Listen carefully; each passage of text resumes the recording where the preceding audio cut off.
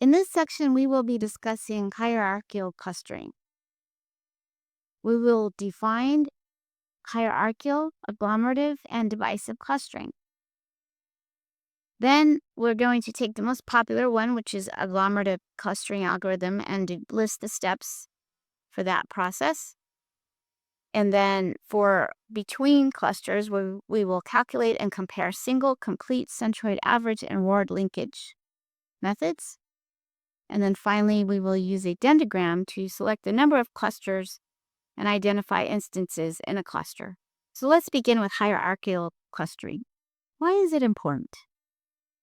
Well, back in the 1950s and 1960s, scientists in many different fields of science, biology, genetics, and ecology, for instance, they needed a method to classify organisms based on observable traits, genetic similarities, but they didn't have such a great method. So they wanted, rather than just putting it into six categories, they wanted some way to group species in a way that reflected evolutionary history, thus forming a tree of life.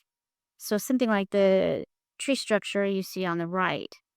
And that led to the idea of hierarchical clustering, where you group observations and hierarchies or levels. And this is done by looking at the data points and using pairwise proximity to group the data, where organisms or any observations are thus grouped by similarities. So basically, hierarchical clustering was originally invented to solve classification problems in biology and taxonomy, especially to understand natural relationships between living organisms. So here's a fun little example.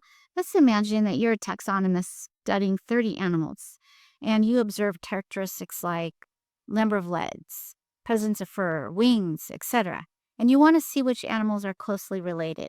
Well, you can use hierarchical clustering to show how groups are split and merge by building this dendrogram that mirrors how species might have evolved from common ancestors. So now let's talk about what is exactly hierarchical clustering. So clustering itself is simply grouping similar objects together. Hierarchical clustering is different in that it's a method of grouping observations into hierarchies or levels. And that's often visualized as a dendrogram, as you see to the right. And there's two ways to build this dendrogram, through agglomerative clustering and divisive clustering. So let's talk about hierarchical clustering.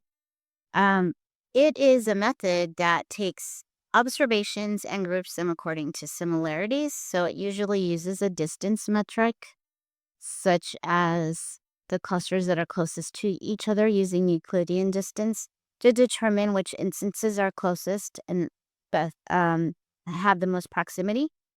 And then it groups those instances into clusters and using hierarchy or levels, ranging from a single cluster to many instances of clusters. So, and in general, they have two categories for hierarchical clustering, agglomerative and divisive. So with agglomerative, that's typically known as the bottom-up approach, which assigns all instances to a unique grouping and then combines other instances and other clusters from the bottom up until a single cluster remains. For divisive clustering, that's the other approach, where it assigns all instances to one big huge cluster and then breaks it down into single instances of clusters. And that's the top-down approach. So divisive clustering is usually more computationally expensive. So typically software packages use agglomerative clustering. That would be the more common approach, and that's what we're going to talk about next.